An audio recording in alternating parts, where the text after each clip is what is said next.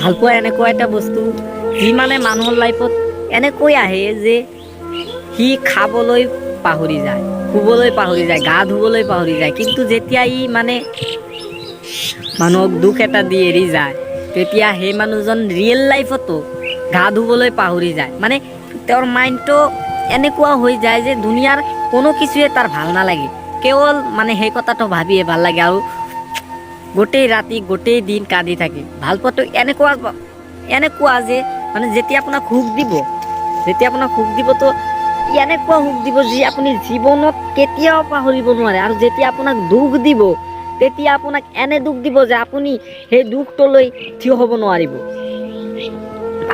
ভালপোৱা যদি আপোনাৰ ভাল পাইছে কোনোবাক, সুখ দিয়ে, সুখ আছে কিন্তু এদিনাখন এদিন দুখ দিবই, কাৰণ ভালপোৱাৰ এইটো নিয়ম যে সুখ দিলে দুখো দিব। সেইকাৰণে ভালপোৱাটো এনেকুৱা এটা বস্তু যিটো মানে দিলৰ লগত কানেকশ্যন হয়, আৰু এই দিলৰ কানেকশ্যনটো বেয়া এটা বস্তু। যেতিয়া মাইণ্ডত কোনোবাক সোমাই ল'লে তাক আমি মাইণ্ডৰ পৰা বাহিৰ কৰিব পাৰি, কিন্তু যেতিয়া দিলৰ ভিতৰত কাৰোবাক ঠাই দিয়া হয় তাক কেতিয়াও এৰিব নোৱাৰি। যেতিয়ালৈকে আপোনাৰ মৃত্যু নহ'ব তেতিয়ালৈকে তেওঁ এই দিলতে থাকিব।